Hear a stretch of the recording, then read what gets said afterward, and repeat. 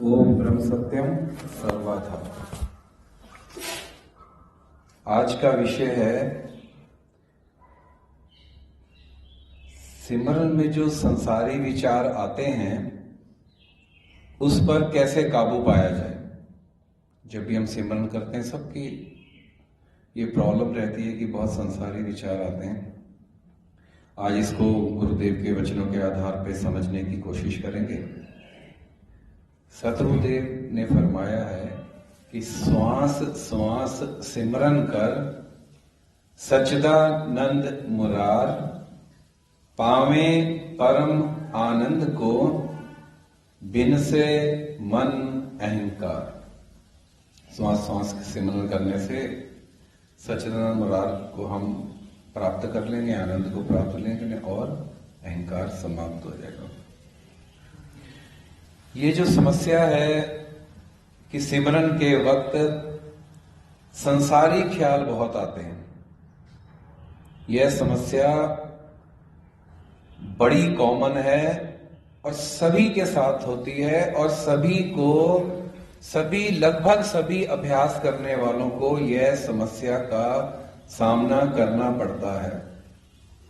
जो भी सिमरन करता है उसको बहुत लंबे अरसे तक इस समस्या को सामना करना पड़ता है। महाराज जी का एक निर्णय है, इसके माध्यम से समझेंगे। महाराज जी श्री सतगुरुदेव जी ने फरमाया, सही सिमरन विवेक और वैराग्य के साथ ही हो सकता है। अगर आप सिमरन करते हैं, ये प्रॉब्लम आती है, तो एक एक लाइन को गुरुदेव की बड़े ध्यान से अंतर्मन में सुनिएगा। सही सिमरन विवेक और वैराग्य के साथ ही हो सकता है, और जब तक सही विवेक नहीं है तब तक संसार के प्रति आपका अट्रैक्शन बना रहता है, आकर्षण संसार का बना रहता है। जब तक संसार का अट्रैक्शन आपके मन में बना रहेगा तब तक मन ना लगने की समस्या भी आपके मन में बहुत स्ट्रांग रूप से बनी रहेगी। और जैसे ही विवेक परिपक्व हो जाएगा तो यह मन ना लगने की समस्या अपने आप वीक होती जाएगी। अब प्रश्न यह है कि विवेक क्या होता है, इसको कैसे धारण किया जा सकता है। सतगुरुदेव श्री महाराज जी ने ग्रंथ श्री समता विलास के सब्जेक्ट वासना छेदन विवेक में पेज नंबर 301 के 31वें वचन में हमें समझाया कि, बहुत ध्यान देना, बड़ी छोटी सी बात है, यदि इस देह की रचना का, अटेंशन दीजिएगा, यदि इस देह की रचना का विचार किया जाए तो विवेक हासिल हो सकता है। देह की रचना, अब हम इसको भी देखेंगे क्या रचना है, कैसे वर्क चल रहा है। महाराज जी कह रहे हैं, इस यंत्र का संचालन जीवन शक्ति कर रही है। यदि इस बात को ठीक ठीक समझ लिया जाए तो विवेक हासिल हो सकता है। ध्यान देना, यदि, गुरुदेव कह रहे हैं, इस यंत्र का संचालन जीवन शक्ति कर रही है। यदि इस बात को ठीक ठीक समझ लिया जाए तो विवेक हासिल हो सकता है। हम सब यहां बैठे हैं, हम अपने आप को एक यूनिट समझते हैं। अब हम इस यूनिट के माइक्रो लेवल तक जाके समझेंगे, माइक्रो लेवल तक। फिर उसके बाद इस विराट के माइक्रो लेवल तक जाएंगे। ध्यान देना, गुरुदेव ने क्या कहा, इस यंत्र का संचालन जीवन शक्ति कर रही है।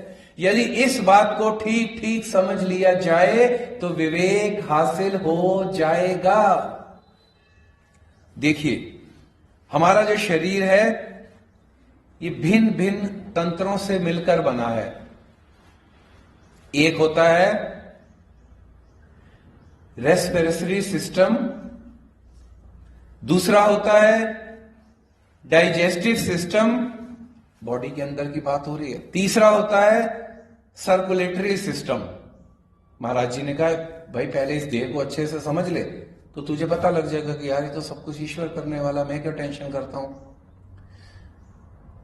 अब रेस्पिरेटरी सिस्टम क्या होता है, इसको हिंदी में कहते हैं श्वसन तंत्र। शरीर को जीवित रखने के लिए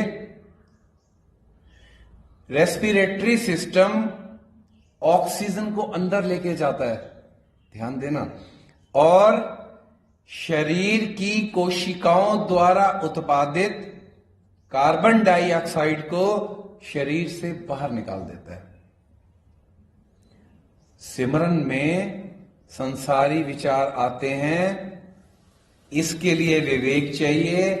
विवेक के लिए गुरुदेव ने कहा पहले अपने देह को तो देख ले। शरीर को जीवित रखने के लिए ये जो श्वसन प्रणाली है ये ऑक्सीजन को लेती है और कोशिकाओं में उत्पन्न हुई कार्बन डाइऑक्साइड को बाहर छोड़ देती है। हमारे फेफड़ों में छोटी छोटी थैलियां होती हैं जो, अच्छा सिस्टम देखो काम कैसे करता है। वायु कोशिकाएं हमारे फेफड़े में होती हैं, वो इन गैस को आदान प्रदान करती हैं। कैसे करती हैं? ऑक्सीजन लेती हैं, कार्बन छोड़ती हैं। मैं जिंदा हूं इस वजह से, ऑक्सीजन लेती हैं, कार्बन डाइऑक्साइड छोड़ती हैं। फेफड़ों में ऑक्सीजन को रक्त में मिलाया जाता है। जो कोशिकाएं ऑक्सीजन लेती हैं फिर वो ऑक्सीजन को, कार्बन डाइऑक्साइड को बाहर छोड़ती हैं और उस ऑक्सीजन को हमारे फेफड़े रक्त में मिला देते हैं और फिर रक्त कार्बन डाइऑक्साइड को निकाल के बाहर कर देता है। यह सिस्टम हमारे शरीर में बिना किसी कोशिश के चल रहा है। क्या इसमें मेरा कोई योगदान है? ध्यान से सुनना। मैं अपने आप को बड़ा कर्ता, अहंकारी समझता हूं ना, मैंने ये किया, मैंने वो किया, मैंने सेवा की, मैंने सम्मेलन किया, मैंने सत्संग किया। अरे नहीं, क्या इस पूरे रेस्पिरेटरी सिस्टम, श्वासन प्रणाली में मेरा कोई रोल है? नहीं है। फिर दूसरा सिस्टम होता है प्रेमी, इस यंत्र का संचालन जीवन शक्ति कर रही है। यदि इस बात को ठीक ठीक समझ लिया जाए तो विवेक हासिल हो सकता है। अगर विवेक हासिल हो गया तो सिमरन में संसारी विचार आने बंद हो जाएंगे। दूसरा सिस्टम होता है डाइजेस्टिव सिस्टम। देखो ईश्वर की रचना, देखो आप क्या करते हैं। हम खाना खाते हैं, चबाते हैं। खाना जब हम चबा रहे होते हैं तो ऑटोमेटिकली मुंह में लार निकलती है, वो इस खाने में मिक्स हो जाती है। फिर वो लार खाने में मिक्स होके हमारे पेट में चली जाती है, ग्रास नली के द्वारा अपने आप हो रहा है सब कुछ। फिर पेट भोजन को तोड़ता मरोड़ता है, दांत हमारे करते हैं, जो थोड़ा बहुत मोटा हिस्सा रहता है उसको मिक्स करता है। फिर हमारे पेट में एसिड पैदा होता है, वो एसिड एंजाइम को हमारे उस भोजन में मिलाता है। फिर पेट में छोटी आंत है, ये बहुत लंबी है बट इसको छोटी कहते हैं, घूमी हुई है। यह नली भोजन में से पोषण तत्व निकालती है। देखो ईश्वर का सिस्टम देखिए, क्या मशीन फिट कर रखी गॉड ने।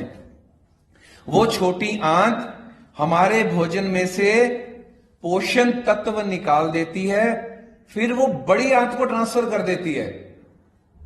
फिर पेट में जो हमारी बड़ी आंत है वो उसमें से, जो छोटी आंत ने बड़ी आंत को दिया, उसमें से जो बचा हुआ पानी और जो बचा हुआ इलेक्ट्रोलाइट्स को निकाल देती है, यानी कि वेस्ट मटेरियल को निकाल देती है और हमारे मलाशय में यानी रेक्टम में ट्रांसफर कर देती है।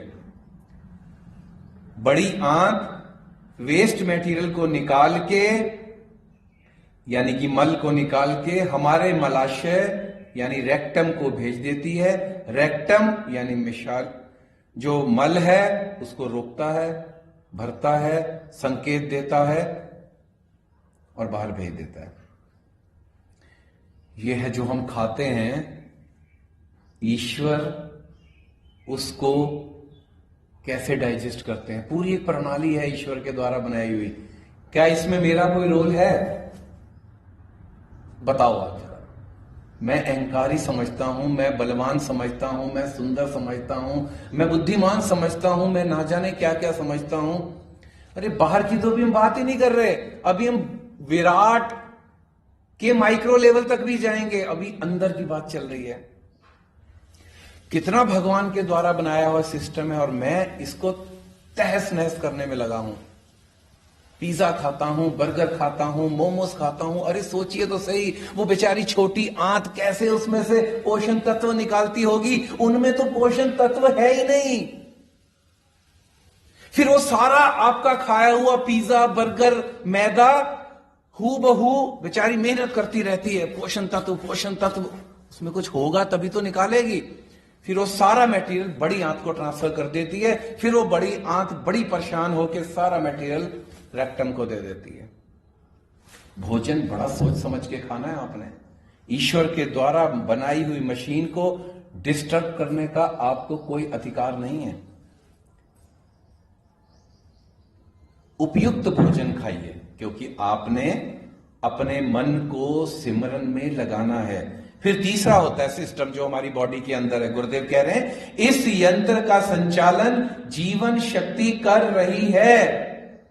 यदि इस बात को ठीक ठीक समझ लिया जाए तो विवेक हासिल हो सकता है।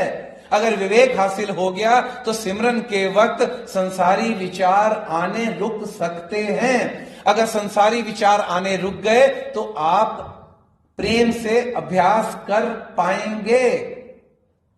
क्या समझना है? इस यंत्र को यानी बॉडी को ईश्वर चला रहे हैं। अगर इस बात को समझ लिया तो तीसरा सिस्टम क्या होता है? Circulatory system. ये सर्कुलेटरी सिस्टम क्या होता है? ये होता है रक्त संचार तंत्र। हमारे बॉडी में हृदय है यानी हार्ट है। हार्ट क्या वर्क करता है? पूरे बॉडी में रक्त को प्रवाहित करता है। एक कोने से हार्ट रक्त को भेजता है पूरी बॉडी में 72,000 नाड़ियों में घूमता घूमता घूमता फिर उसको हार्ट वापस खींच लेता है। क्या इसमें मेरा कोई योगदान है? अगर हार्ट फेल हो जाए जो कि ईश्वर द्वारा चल रहा है, क्या मैं जीवित रह सकता हूं? क्या मैं बुद्धिमान रह सकता हूं? क्या मैं कर्तापन रह सकता हूं? क्या मैं सम्मेलन करने में सक्षम रह सकता हूं? मैं सेवादार समझता हूं, क्या मैं सेवा करने में लायक रह सकता हूं? अगर ईश्वर के द्वारा बनाया हुआ ये हार्ट, ये पूरा सिस्टम डैमेज हो जाए, नहीं हो सकता ना कुछ भी। तो ईश्वर की मर्जी से सब चल रहा है। सब ये फिर क्या करते हैं? ये फेफड़ों में ऑक्सीजन की छोटी छोटी आंतकों में जो पोषक तत्व हैं वो ट्रांसलेट होते हैं और जो वेस्ट है उसको सभी अंगों से बाहर कर देते हैं। शरीर के सभी अंगों और कोशिकाओं को स्वस्थ रखने के लिए यह सर्कुलेटरी सिस्टम बहुत ही जरूरी है, जो कि ईश्वर के द्वारा चलाया जा रहा है। क्या ये सारे सिस्टम हमारी मर्जी से चल रहे हैं? क्या heart, liver, kidney, lungs, brain मेरी मर्जी से चल रहे हैं? नहीं। क्यों विश्वास नहीं होता ईश्वर पे? पैनक्रास क्या मेरी मर्जी से चल रहा है? पैनक्रास का काम होता है इंसुलिन बनाना। जिसकी इंसुलिन नहीं बनती, यानी जिसको शुगर है, इंसुलिन लेते हैं, उनसे इसकी कीमत पूछ कर देखिए। उनसे पूछिए कि इंसुलिन लेते वक्त कितनी प्रॉब्लम होती है। यह ईश्वर के द्वारा चलाया जा रहा है। अब क्या समझना है हमें? इसके अंदर इतने सारे टिश्यूज हैं, टिश्यूज के अंदर सेल्स हैं, सेल्स के अंदर प्रोटोप्लाज्मा है, प्रोटोप्लाज्मा के अंदर केमिकल रिएक्शन हो रहे हैं, केमिकल रिएक्शन के बाद उसके अंदर मॉलिक्यूल्स बन रहे हैं, मॉलिक्यूल्स के बाद फिर एटम बन रहे हैं, फिर एटम के अंदर इलेक्ट्रॉन, ये बॉडी के अंदर की बात चल रही है। एटम्स के अंदर इलेक्ट्रॉन्स बन रहे हैं, इलेक्ट्रॉन्स के चारों तरफ प्रोटॉन्स घूमते हैं। क्या ये मेरी इच्छा से हो रहा है? कभी सोचा इस देह की मैं चिंता नहीं करता, इसको बुरे कर्मों में लगा देता हूं, इससे पाप कर्म करता हूं। उस ईश्वर ने कितने असंख्य यंत्र लगा रखे हैं इसके अंदर, कितना एक्यूरेट सिस्टम इस बॉडी के अंदर ईश्वर बैठ के चला रहे हैं। जब ईश्वर इस बॉडी के अंदर बैठ के मेरे लिए इतना कुछ कर रहे हैं, तो मुझे इस संसार के अंदर बैठ के भी सत्य कर्म करने हैं, सत्संग जाना है, सेवा करनी है, सिमरन करना है, मोक्ष को प्राप्त करना है। यह सारा सिस्टम ईश्वर के द्वारा संचालित हो रहा है। यह तो हो गया शरीर का। अब हम उस विराट को देखते हैं। ठीक है, क्या संचालन का सिस्टम है, हम तो सोच भी नहीं सकते। औकात ही नहीं है हमारी कुछ, रत्ती भर औकात नहीं है प्रेमियों, आपकी और मेरी। रत्ती भर बड़े से बड़े पद को ले लो, बड़े से बड़े धन अर्जित कर लो, बड़ी से बड़ी फैक्ट्रियां खोल लो, बड़े से बड़े शक्तिशाली बन जाओ, रत्ती भर औकात नहीं है हमारी। विराट को देखिए कैसे कर रहे हैं। हम धरती पर बैठे, चुंबक शक्ति हमको रोक के रखी है। क्या मेरा कोई योगदान है? कोई योगदान नहीं है ना। क्या मैंने इसके लिए कभी धन्यवाद किया? फिर देखिए, सूर्य, धरती अपनी एक्सिस पे घूम रही है, सूर्य के चारों तरफ घूम रही है, सूर्य गैलेक्सी मिल्की में घूम रहा है, अरबों खरबों आकाश गंगाएं घूम रही हैं। अब देखो तो सही, इस विराट में वो ईश्वर की माया कैसे अपना कार्य कर रही है। सूर्य, फिर उसके बाद गैलेक्सी मिल्की, फिर उसके सेंटर में घूम रहा है, फिर बिग बैंग इतना बड़ा काम कर रहा है। मल्टी यूनिवर्स है इस दुनिया में, मल्टी यूनिवर्स सोच सकते हैं हम। अरबों खरबों आकाश गंगाएं, क्या ये मेरी इच्छा से हो रहा है? नहीं, ये सब ईश्वर की मर्जी से चल रहा है। जब हम इस बात को ठीक ठाक समझ जाएंगे, ईश्वर सब कुछ करने वाला है समझ जाएंगे, फिर मेरा यह विवेक के बलबूते पर जब सिमरन करने बैठूंगा तो मेरा मन लगने लगेगा। जल, वायु, अग्नि, सूर्य, अग्नि, कुछ भी 0.0001% भी हमारा रोल नहीं है। संत क्या कहते हैं प्रेमी? इसे ईश्वर शक्ति चला रही है, इसे ईश्वर शक्ति चला रही है। महाराज जी ने कभी कहा मैंने किया, आश्रम मैंने बनाए, कभी कहा समता प्रकाश ग्रंथ की स्थापना मैंने करी, कहीं पे लिखा श्री समता विलास ग्रंथ बनाया, कभी कहा संगत खड़ी करी, कभी कहा। क्या कहते थे सदगुरुदेव? ध्यान देना, मेरे रोम रोम में बात रम जानी चाहिए। सर्व साक्षी स्वरूप परमेश्वर की आज्ञा पूर्ण हुई। रात रात भर जाग जाग के जिन्होंने 1636 वाणियों का ग्रंथ लिखा, 626 पेज का शायद समता विलास ग्रंथ लिखा। क्या कह रहे हैं? सर्व साक्षी स्वरूप परमेश्वर की आज्ञा पूर्ण हुई। हम कहते हैं मैंने लंगर में ये सेवा की, मैंने सम्मेलन में ये काम किया, मेरी वजह से ये हो गया, मेरी वजह से वो हो गया। अरे जिसने सब रचना रची वो क्या कह रहे हैं? ईश्वर सर्व साक्षी स्वरूप परमेश्वर की आज्ञा पूर्ण हुई। समता यज्ञ आने वाला है, सम्मेलन में आपको बहुत से सेवा के अवसर मिलने वाले हैं। एक बार भी मन में ये भाव नहीं आना चाहिए, एक बार भी, कि मैंने किया। तूने क्या किया? डाइजेस्टिव सिस्टम तूने चलाया, रेगुलेटरी सिस्टम तूने चलाया, श्वास क्रिया तूने चलाई। ये धरती, चांद, सितारे, वायु, जल, अग्नि कुछ भी तो नहीं है मेरी वजह से, मेरे कारण। तूने कुछ नहीं किया। तूने करके अपने अहंकार का नाश करना है।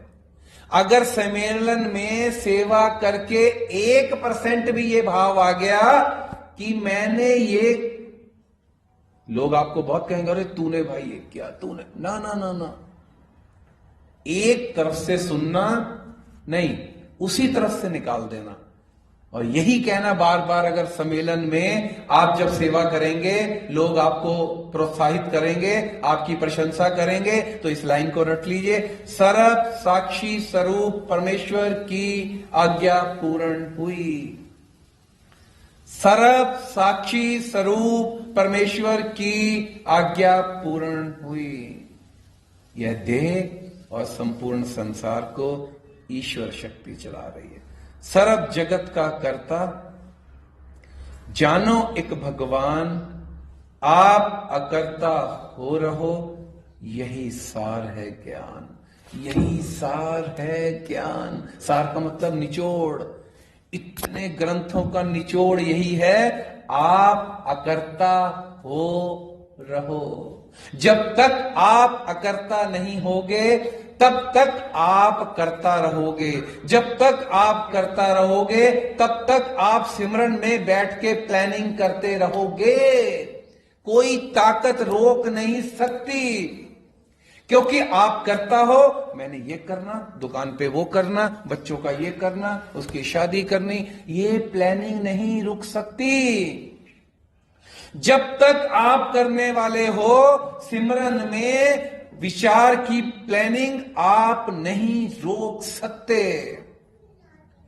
सिमरन में आपका मन संसार को याद ना करे, उसके लिए आपको यह दृढ़ करना पड़ेगा कि सर्व कुछ करने वाली ईश्वर शक्ति है, सर्व जगत का कर्ता। अरे मैं तो सिमरन करने बैठा हूं, मैं क्यों टेंशन लूं जब मेरी वजह से कुछ होना ही नहीं है।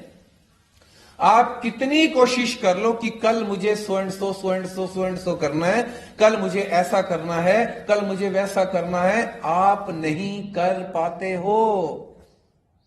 क्यों? क्योंकि सर्व जगत का कर्ता, जानो एक भगवान, आप अकर्ता हो रहो, यही सार है ज्ञान। यदि यह विवेक नहीं आया तो आप कर्ता बने रहोगे। यदि आप कर्ता बने रहोगे तो सिमरन नहीं हो पाएगा, प्लानिंग नहीं रुक पाएगी। प्रभु आप करने वाले हैं, इस बात को दृढ़ करना है। ईश्वर का मैसेज है आपके लिए। मैसेज समझ लीजिए, ईमेल समझ लीजिए, जो कुछ समझ लीजिए। क्या कह रहे हैं ईश्वर आपको? जो होना सो हो रहा, प्रभु की आज्ञा माही, आगे पीछे ना कर सके, तिल भर तिस फरमाई। तो फिर क्यों टेंशन करते हो? सिमरन में बैठते वक्त क्यों याद करते हो कि ये छूट गया, ये करना है? जब तिल मात्र भी कुछ नहीं हो सकता तो सिमरन में बैठने से पहले ईश्वर के चरणों में प्रार्थना करिए, हाथ जोड़ के दिल की गहराइयों से, कि प्रभु आप ही सब कुछ करने वाले हो। जब ये विवेक आपके अंदर जागृत हो जाएगा तो सिमरन में मन लगने लगेगा। जब आपने कुछ करना ही नहीं तो सिमरन में मन क्यों नहीं लगेगा? और शायद ही कोई विरला होगा, शायद ही कोई विरला होगा जो इस दोहे को ठीक से मानता होगा। जो हो ना सो हो रहा, प्रभु की आज्ञा माही, आगे पीछे ना कर सके, तिल भर तिस पर माही। विवेक का मतलब है ठीक समझ। क्या समझ? हमारे बारे में ठीक समझ। क्या विवेक? क्या समझना? ईश्वर के बारे में ठीक समझना। क्या विवेक? क्या समझना? संसार के बारे में ठीक समझना। मुझे अपने बारे में ठीक समझ को पैदा करना है, मुझे संसार के बारे में ठीक ठीक समझना है, मुझे ईश्वर के बारे में ठीक ठीक समझना है। जब सब कुछ ईश्वर ही करने वाले हैं तो मैं क्या करूं फिर? आप कह सकते हो ना भाई, जब सब कुछ ही ईश्वर ने करना है तो फिर मैं क्या करूं? मेरा इस संसार में केवल एक ही कार्य है जो कर सकता हूं। आप निश्चिंत होके सिमरन करो। आप निश्चिंत होके सिमरन करो। सिमरन करो। चिंता आप जितनी मर्जी कर लीजिए, चिंता ताकि कीजिए जे अनहोनी होए। कितनी चिंता कर लो, कुछ नहीं चेंज कर सकते आप। कितनी प्लानिंग कर लो, कुछ नहीं बदल सकते आप एक ही कार्य कर सकते हो, एक ही कार्य करने में सक्षम हो, एक ही कार्य करने के लिए ये मानुष का योनि आपको प्राप्त हुई है। निश्चिंत होकर सिमरन, प्रेम के साथ सिमरन, प्रेम और भाव के साथ, श्रद्धा के साथ सिमरन। और ये होगा नहीं, कब होगा? जब विवेक जागृत होगा। विवेक क्या जागृत करना है? सब कुछ करने वाला ईश्वर है। जब सब कुछ करने वाला ईश्वर है हमारे जहन के अंदर बैठ जाएगा तो प्रेम के साथ सिमरन होने लगेगा। एक बात नोट कर लेना, 1,00,000 वर्ष पहले भी ईश्वर सत्य थे, ईश्वर करता थे। 1,00,000 वर्ष पहले भी ईश्वर ही करता थे। आज और 1,00,000 वर्ष बाद तक भी, करोड़ों वर्ष बाद भी ईश्वर ही करता होंगे। क्यों ये बात मेरे समझ नहीं आती? ईश्वर ही करता है, ईश्वर ही करता होंगे। इस सत्य को ना मानने के कारण ही, ध्यान देना, इस सत्य को ना मानने के कारण ही विवेक नहीं होता, वैराग्य नहीं होता, सिमरन नहीं होता और मुक्ति नहीं होती। आना जाना, आना जाना, आना जाना केवल इसी वजह से लगा हुआ है, केवल इसी वजह से। बस इतनी सी बात हमें समझनी है। जो ध्यान देना, इतनी सी बात ही आपने समझनी है आज के सत्संग में। जो सत्संग के उपरांत समझ आ जानी चाहिए,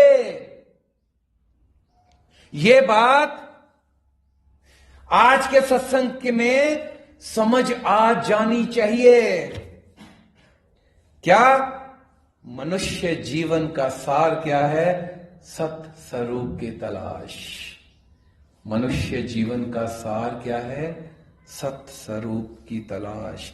बार बार चिंतन करो, बार बार मनन करो, ईश्वर करता है। बार बार सोचो, ईश्वर मालिक है। बार बार रटो, बार बार पढ़ो, बार बार लिखो, बार बार सोचो, बार बार मनन करो, बार बार चिंतन करो। ईश्वर मालिक है, ईश्वर करता है, ईश्वर मालिक है, ईश्वर मालिक है, ईश्वर मालिक है। रट जाए रोम रोम में, रट जाए। अगर कौमा में भी चला जाऊं ना, कॉमा में भी चला जाऊं तब भी मेरे होठ हिलने चाहिए। ईश्वर मालिक है, ईश्वर करता है, ईश्वर करता है, ईश्वर मालिक है। रोम रोम से प्रकट होना चाहिए। रामकृष्ण परमहंस जी क्या कहते थे?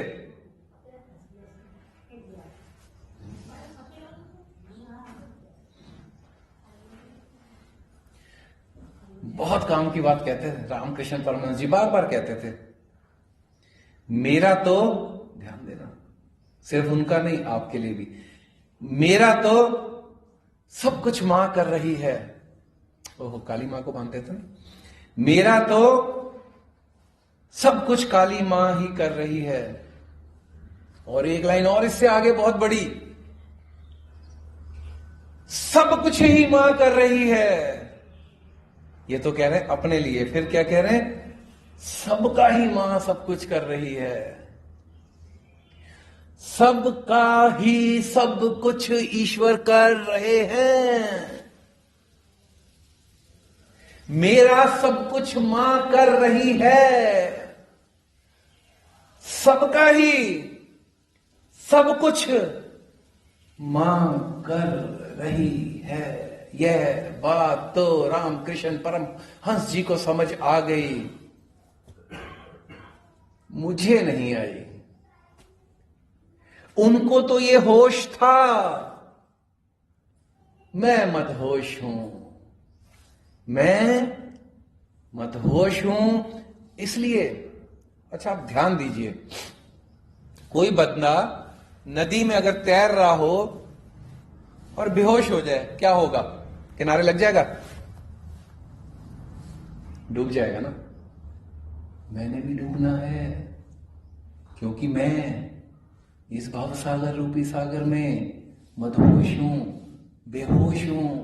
जब तक मैं बेहोशी से बाहोशी की तरफ नहीं जाऊंगा, तब तक बार बार डूबता रहूंगा, बार बार जन्म लूंगा, बार बार डूबूंगा, बार बार जन्म लूंगा। इस डूबने से, इस आवागमन से बचने के लिए इस बात को क्यों नहीं याद करते कि सबका सब कुछ मां ही कर रही है। सबका सब कुछ ईश्वर ही कर रहे हैं। यह होश अगर आ गया तो मैं पार लग जाऊंगा, पार लग जाऊंगा। ईश्वर कर्ता दृढ़ होकर सिमरन आप अगर करोगे, फिर शिकायत किसी की भी नहीं रहेगी कि नाम सिमरन करने में मन नहीं लगता। किसी की भी शिकायत नहीं रहेगी। आप बारीकी से सोचो तो सही, जो गुरुदेव बता रहे हैं कि यार बात तो बिल्कुल ठीक है। अगर मैं सिमरन में बैठता हूं तो मुझे जो संसारी विचार आते हैं, कंक्लूजन क्या होता है उसका? एक ही तो बात होती है, मैंने ये करना है, मैंने वो करना है, मैंने ऐसा किया, मुझसे ये गलत हो गया, उसने मुझे ये कह दिया। तू करता नहीं है। आपके बगल में कोई कार्य किसी का कर रहा है, आपको उसका ख्याल थोड़ी आता है, क्योंकि उसका काम है वो जाने। क्या पड़ोस की दुकान के लिए कभी आप चिंतित होते हो? सच बताना नहीं होते ना, क्योंकि यार उसका मालिक वो है, वो चिंता करे, मैं क्यों चिंता करूं? उसका कर्ता भाव मेरे से नहीं जुड़ा, इसलिए मैं चिंता नहीं करता। मेरी दुकान में मेरा कर्ता भाव जुड़ा है, इसलिए मैं चिंतित होता हूं। अगर इसका कर्ता उसको बना दूं तो यहां की चिंता से भी मैं निवृत्त हो सकता हूं। करके देखो। महाराज जी रात को मेडिटेशन में बैठे, इतने ज्यादा मगन हो गए कि सुबह ड्यूटी जाना ही भूल गए। सबका सब कुछ ईश्वर ही करते हैं। सुबह ड्यूटी जाना भूल गए। जब वृत्ति बाहर आई, देखा अरे लेट हो गए, ऑफिस पहुंचे, क्या देखते हैं? सबका सब कुछ ईश्वर ही करते हैं। जब ऑफिस पहुंचे, क्या देखा? रजिस्टर खुला हुआ है, कार्य हो रखा है, सिग्नेचर हो रखे हैं, महाराज जी के हैंडराइटिंग में कार्य हो रखा है। जब उनके साथ हो सकता है तो आपके साथ भी हो सकता है। जब उनके लिए ईश्वर ऐसी रचना रच सकते हैं क्योंकि वो उनके ऊपर आश्रित थे, उनके ऊपर समर्पण भाव था, उनके ही होके जीते थे। आप भी आश्रित हो जाइए, आप भी उनके ऊपर सब कुछ छोड़ दीजिए, आप भी उनके लिए होकर जिए, तो आपके लिए भी वो करेंगे। जब प्रहलाद के लिए, ध्यान देना, जिसने भी कर्ता भाव छोड़ा ओंदे वारे न्यारे हो गए। जिसने भी तू कर्ता पकड़ा, अपने को समर्पित किया, अपने को उसके ऊपर आश्रित समझा, उसका कल्याण हो गया। एक नहीं, सैकड़ों उदाहरण हैं। प्रहलाद जी के लिए नरसिंह अवतार ले लिया, छोटी घटना है क्या? छोटी घटना है क्या? ईश्वर पर विश्वास करने के लिए काफी नहीं है? ईश्वर सब कुछ करते हैं, इस पे दृढ़ विश्वास होने के लिए क्या ये काफी उदाहरण नहीं है? महाराज जी के लिए ईश्वर ने खुद काम किया, वर्क किया उनके ऑफिस का, क्या ये मेरे लिए ईश्वर विश्वास करने में कंप्लीट बात नहीं है? लेकिन मैं हूं इतना ढीठ कि मानता ही नहीं। मैंने करना, मैंने करना, मैंने करना। तूने कुछ भी नहीं करना, तू कुछ भी नहीं करने में सक्षम। जब द्रौपदी के, ओहो देखो तो सही आप, इतिहास में ऐसा उदाहरण आपको नहीं मिलेगा। थानों के थान खोल दिए, थानों के थान। जब द्रौपदी के लिए भगवान श्री कृष्ण जी इतना कर सकते हैं, जब उन्होंने आश्रित हो दिए उनके ऊपर, तो आपके लिए क्यों नहीं कर सकते? जब भक्तों के लिए ड्यूटी दे सकते हैं, आपके लिए भी ड्यूटी दे सकते हैं। हम भगत बने तो सही, हम आश्रित हों तो सही, हम समर्पित हों तो सही, हम कर्ता उसको माने तो सही। उनकी तरफ से सच बता रहा हूं, ईश्वर वचन है, 1% की भी देरी नहीं है। आप गवाइए ता शौ पाइए, ए सौदा दस्त बदस्ती है। एकाध दो, एकाध लो, इतनी देर लगनी है। आपने अहंकार दिया, उसने कृपा की, बस इतनी देर है। इस अहंकार को नाश करने के लिए ही इतने महान ग्रंथों की रचना हुई। इस अहंकार का सर्वनाश करने के लिए ही सिमरन एक युक्ति है। जब मीरा के विष के प्याले को ईश्वर अमृत कर सकते हैं, तो आपके लिए क्यों नहीं कर सकते? क्यों नहीं कर सकते? आप उस पे आश्रित रहिए, अपना सारा जो टोकरा है उसके चरणों में रख दीजिए, ईश्वर को कर्ता और हर्ता मानिए। हां, सिर्फ कर्ता नहीं है। आपके जीवन में जो भी कठिनाइयां आ रही हैं, जो भी नुकसान हो रहे हैं, जो भी हानियां हो रही हैं, वो भी ईश्वर हर्ता बन के कर रहे हैं। बहू ऐसी आई, ईश्वर हर्ता है। ये नुकसान हो गया, ईश्वर हर्ता है। जवान बेटे की मौत हो गई, ईश्वर हर्ता है। ईश्वर कर्ता के साथ हर्ता हर्ता भी हैं। सकल जगत का कर्ता जानो एक भगवान। सकल जगत का कर्ता जानो एक। जनाबाई जी थी, जनाबाई जी, ठीक है, कथाओं में जाने की बड़ी ललायक रहती थी, बड़ी ईश्वर भगत, ईश्वर के प्रेम में दीवानी। नामदेव जी के यहां कथा होनी थी, घर का काम, बर्तन धोने काफी बच गए। चिंता, हाय कैसे जाऊंगी, कथा ना छूट जाए, कथा ना छूट जाए। इतनी विचलित हो गई कि भगवान को वहां प्रकट होना पड़ा। ईश्वर एक नारी का रूप लेके प्रकट हुए और जनाबाई के बर्तन धोए ताकि जनाबाई कथा में समय से पहुंच सकें। आप छोटी छोटी, आज मेरी मेड नहीं आई तो मैं सत्संग में नहीं आ पाई। अरे एक दिन सफाई नहीं होगी तो क्या हो जाएगा? वो भी तो अब महीने में 10 छुट्टी करती है, समझ लेना आज छुट्टी कर ली। छोटे छोटे बहानों की वजह से मैं सत्संग छोड़ देता हूं। केवल क्या कारण है पता है? Mind setup.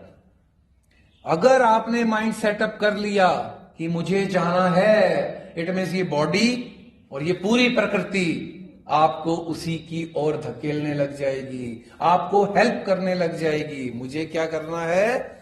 माइंड सेटअप ठीक करना है, यह दृढ़ निश्चय करना है कि मुझे जाना है, मुझे इतने बजे से इतने बजे तक सिमरन करना है। दृढ़ संकल्प तो लेके देखिए। शुरू में मन नहीं लगेगा, लेकिन कुछ अभ्यास करने के बाद मन लगने लग जाएगा। जैसे पूरे 24 घंटे में हर कार्य के लिए हमने प्लानिंग कर रखी है, हर कार्य के लिए हमने नियम बना रखे हैं। बुखार होने पे भी दुकान चले जाते हैं, तो नियम ऐसा सिमरन का भी होना चाहिए। जब नियम बनाओगे आप, जब मन को डंडे मार मार के लगाओगे तो मन आदी हो जाएगा। मन कैसे आदी हो जाएगा? जब आपका बच्चा शुरू शुरू में स्कूल जाता था, क्या क्या आपको करना पड़ता था, लेकिन एक दिन आप जीत गए, बच्चा रेगुलर स्कूल जाने लग गया। बच्चे को एजुकेशन की इंपॉर्टेंस पता लग गई। जब उसको एजुकेशन की इंपॉर्टेंस पता लग गई तो फिर आपको कहना नहीं पड़ा। जब आपके मन को ईश्वर सिमरन की, ईश्वर की इंपॉर्टेंस पता लग जाएगी, फिर आपको मन को कहना नहीं पड़ेगा। मन स्वतः ही सिमरन में लगने लग जाएगा। मन को स्वतः ही सिमरन में रुचि पैदा होने लग जाएगी। रुचि कहां पैदा होती है? जहां इंटरेस्ट होता है। इंटरेस्ट कहां होता है? जहां बेनिफिट होता है। अगर बेनिफिट लगेगा सिमरन में, तभी इंटरेस्ट पैदा होगा। जब इंटरेस्ट पैदा होगा, तभी रुचि से सिमरन कर पाओगे। तभी सकल जगत का कर्ता जानो एक भगवान, आप अकर्ता हो रहो, यही सार है ज्ञान। इस ज्ञान को समझने के लिए ही तो मैं वर्षों से सत्संग में आ रहा हूं। मुश्किल नहीं है। इतने खाली हो जाओगे आप, इतने हल्के फील करने लगोगे आप, ऐसे हवा में उड़ने लग जाओगे आप, जिसकी आप कल्पना भी नहीं कर सकते। आज आपने कर्तापन का टोकरा अपने सिर पे रखा है, इसलिए आप प्रेशर में हो। जब ये प्रेशर से रिलीव हो जाएंगे तो बड़ी रिलैक्स फील करने लग जाओगे। आज के बाद सब काम ईश्वर के हवाले, तेरे हवाले मेरी गाड़ी। तू जाने, तेरा काम जाने। टेंशन किस बात की? जब से जन्म लिया आज तक सब कुछ उसने किया तो है, सब कुछ उसने दिया तो है, औकात से ज्यादा दिया तो है, सब कुछ तो दिया है। चल रहे हो, फिर रहे हो, खा रहे हो, पी रहे हो, देख रहे हो, सुन रहे हो, और क्या चाहिए? शुक्र तेरा, करता तू है, करता तू है। इस बात को अपने जहन के अंदर बिठाना है। सकल जगत का कर्ता जानो एक भगवान, आप अकर्ता हो रहो, यही सार है ज्ञान। चलो जी, ये तो हो गई विवेक की बात। अब महाराज जी ने बड़ी कठोर बात कही है आपके लिए। अगर आपने ईश्वर कर्ता होने का विवेक अपने भीतर पैदा नहीं किया, अगर आप विवेकहीन रह गए, अगर आप कर्ता भाव के साथ ही यहां से प्रस्थान कर गए इस जहान से, अगर आपने इस सत्संग को अपने जीवन में धारण नहीं किया, तो आपके लिए ईश्वर ने बड़े सख्त लफ्जों में एक बात कही है, विवेकहीन मानुष जो होई, किसके समान? पशु समान जीवन सो खोई। अगर आप विवेकहीन हो गए तो गुरुदेव कह रहे हैं तू जानवर है। क्या जानवर सुनना पसंद करोगे? क्या जानवर बनना हम पसंद करेंगे? हम जानवर हैं। सोचो तो सही, गुरुदेव यानी सतवचन मुझे कह रहे मैं गधा हूं। गधा मीन्स जानवर, गधा means donkey. I am donkey. अगर मैंने मेडिटेशन नहीं किया तो, अगर मैं विवेकहीन होकर मर गया तो आई एम सुअर। सुअर मीन्स पिग, पिग मन जानवर। सोचो आप नहीं, सॉरी आप नहीं, मैं सुअर हूं। अगर मेरे अंदर ये विवेक उत्पन्न नहीं हुआ तो मैं सुअर, इट मीन्स जानवर, इट मीन्स पिग हूं। विवेकहीन मानुष जो हुई यानी कि मैं पशु समान जीवन सो खोई। मैं बंदर हूं, मैं मंकी हूं अगर विवेकहीन हूं। मैं भेड़ हूं, मैं बकरी हूं, मैं कुत्ता हूं, मैं क्या क्या हूं, मैं डॉगी हूं। क्या हम यह बनना चाहेंगे?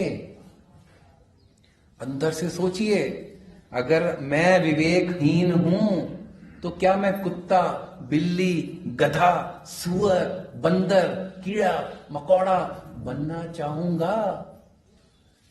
बनना पड़ेगा। चाहने से कुछ नहीं होगा। आप चाह लो कि साहब मैं अगले जन्म में 100 बन जाऊं, नहीं। अगर आप विवेकहीन, आपको डबल दोष है। हम सबको डबल भी नहीं, 100 गुना ज्यादा दोष है कि जान भी गए थे, सुन भी लिया था, पढ़ भी लिया था, समझ भी लिया था, फिर भी नहीं चले। वो कहते हैं ना, हो सकता है काल्पनिक हो, तेल दी गर्म कढ़ाई में तले जावांगे आप। तेल की गरम गरम कढ़ाई में मुझे तला जाएगा। क्यों? क्योंकि विवेकहीन मानुष जो हुई पशु समान जीवन सो खोई। ओहो,